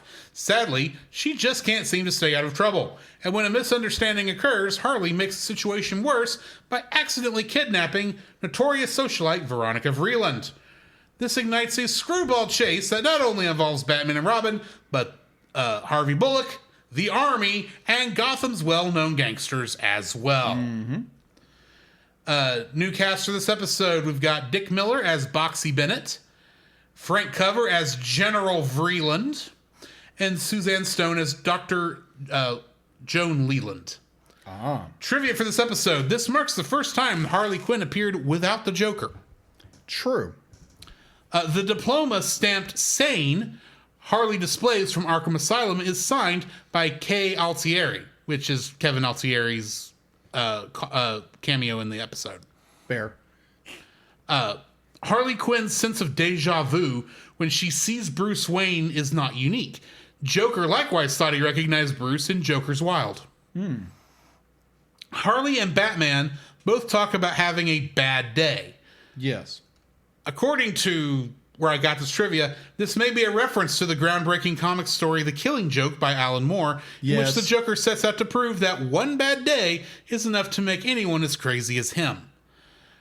I really do suspect, though, what Batman was referring to as bad day in this was his parents getting killed by Joe Chill. Fair. That would be a pretty bad day for Batman. Although, technically, since this is somewhat spun off partially from the Tim Burton movies, and they do mention that the Joker from the first one, what was his name before he became the Joker? They use that name for the Joker's name, Jack Napier. Jack Napier. They do mention Jack Napier as the Joker's alter ego, which means, and if I remember correctly, in that movie, correct me if I'm wrong, it's been a long time, didn't Jack Napier was the one that killed Bruce and Bruce's parents? Say it again. Was it Jack Napier that killed Bruce's parents? Yes, in Batman 89. In Batman 89, that's what I thought. So technically, the Joker was involved in this story. Just in a very long, convoluted way. Plus, it was a Joker bomb she threw. The fighting moves used by Robin spinning two fishes against two villains is the same moves used by Bruce Lee during his climactic showdown with two nunchucks in Enter the Dragon from 1973. I still need to watch that. Boxy Bennett escapes in a fish truck labeled Foley's after Kelly Foley Downs, a crew member from the second sound department. Coincidentally, Foley is an old show business term having to do with sound effects. So yes, what was your opinion on this episode of Animaniacs that happened to take place in Gotham City and didn't involve any of the Animaniacs? That is a good question, and I first absolutely love it. What I wrote was like one bad day, like the fact be like bad day. It does tie in with what was that that comic you just mentioned? Killing Joke. Yeah, The Killing Joke ties in very well with that. Be like just one bad day can ruin your life, and like Bruce mentions this. Harley be like it's just more. It's more like circumstances. Be like it's the fact. Be like she buys the dress, just then she doesn't give him time to take off the tag, and it's just like it's very clear what's going on. But also in her mind of oh my gosh, be like they want to ruin my life, and so everything starts spiraling after that. It's a comedy of errors. It's a very comedy of errors. She did pay for it. She did, but she didn't. I don't think the cashier actually checked her out. Because she handed the money over, but it looked like the cashier was just getting ready to scan the item. And she also didn't have time to take the security tag off of there, even though the policeman or the security officer said, I know you paid for it. I just want to take the security tag off. Yeah, that's all. That's all he wanted to do. Security tag. But she her paranoia, it's like, oh my gosh. She's only been out of Arkham Asylum for a day. Yeah. She doesn't remember how the world works before she went cuckoo. Pardon you know what I mean. Yeah, agreed. She doesn't remember how things work, and who knows how much has changed. Well, be like it could be more in her excitement, she just didn't, didn't realize it. Right. And when the security guard came up to her, it's automatically be like, you guys are not giving me a break, and she just kind of loses it.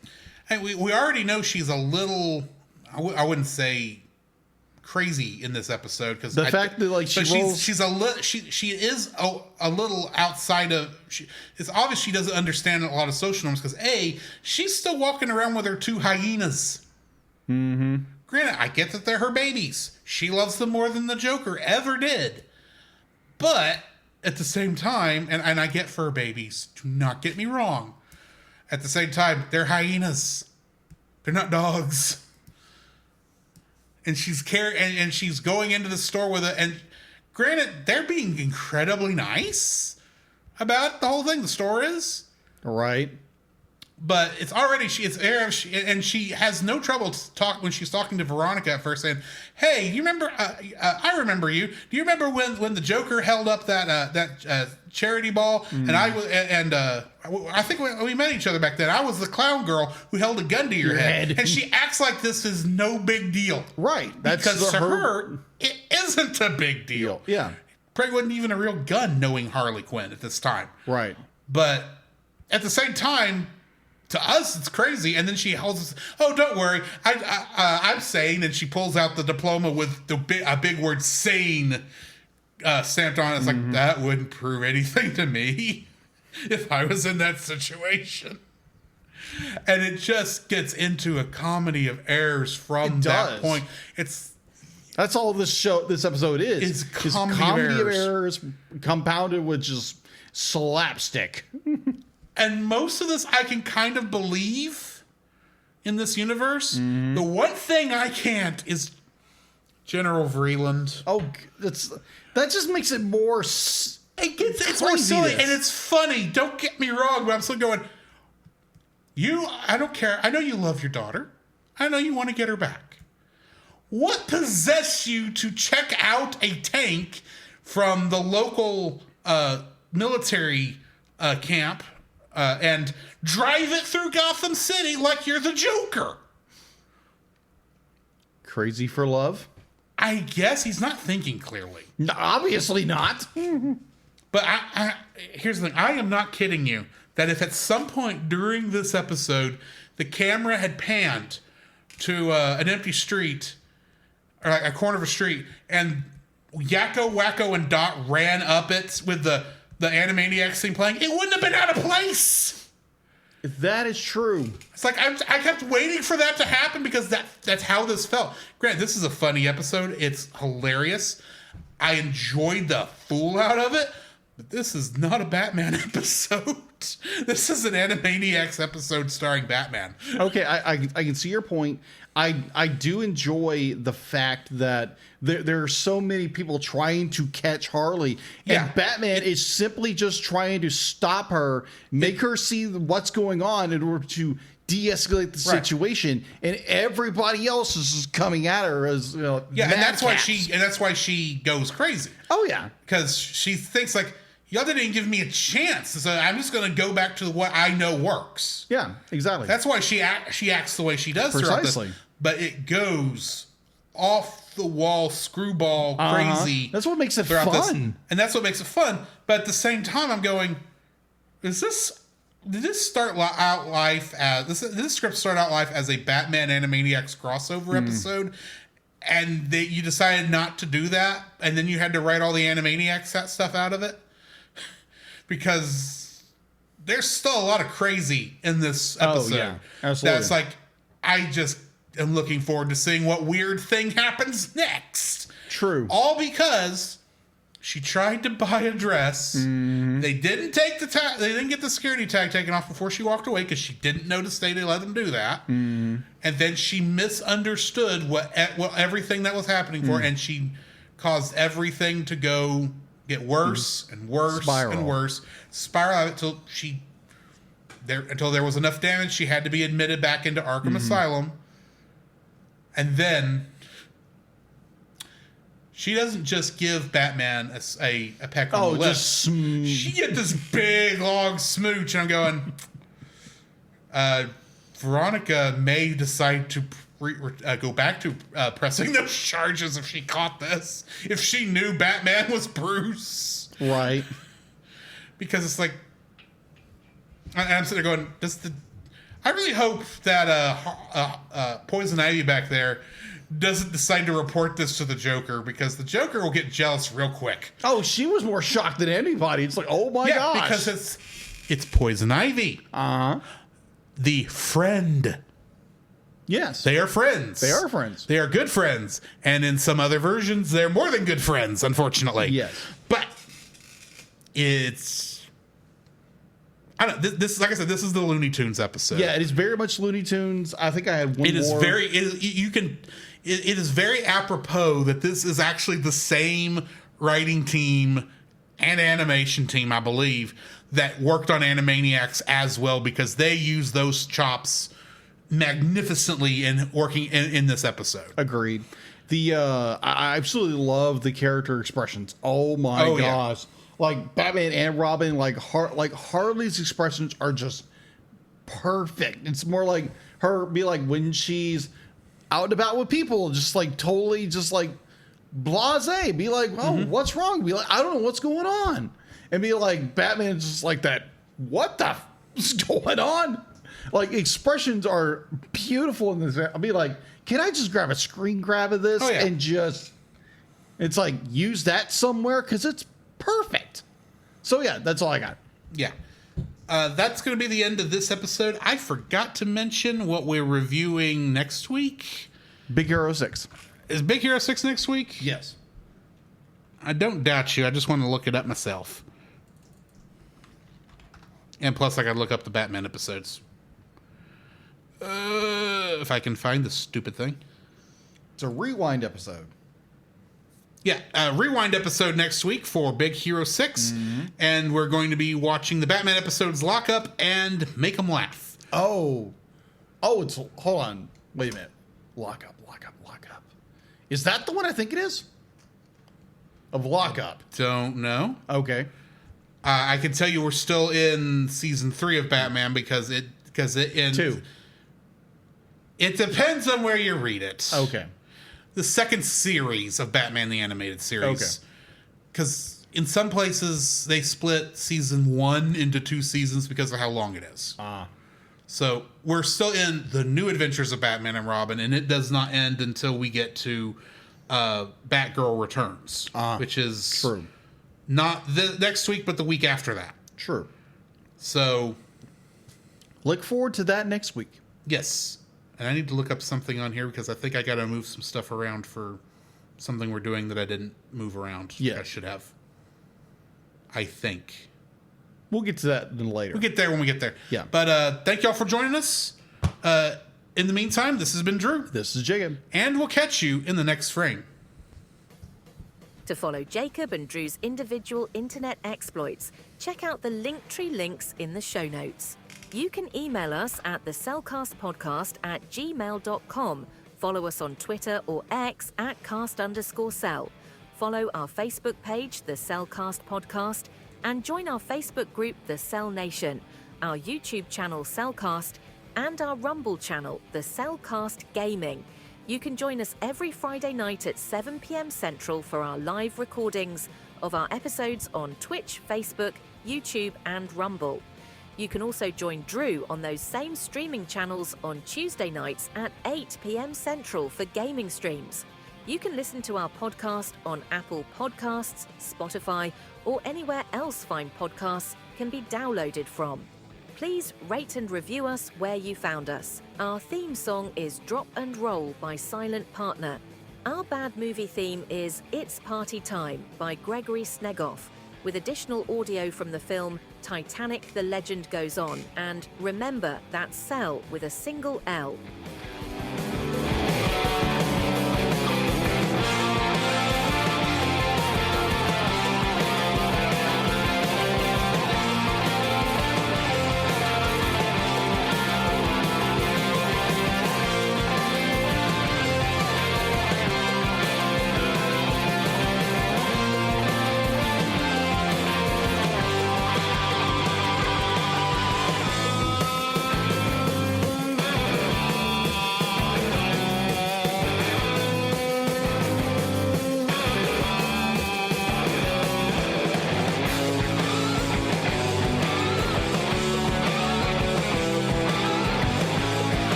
Lucifer!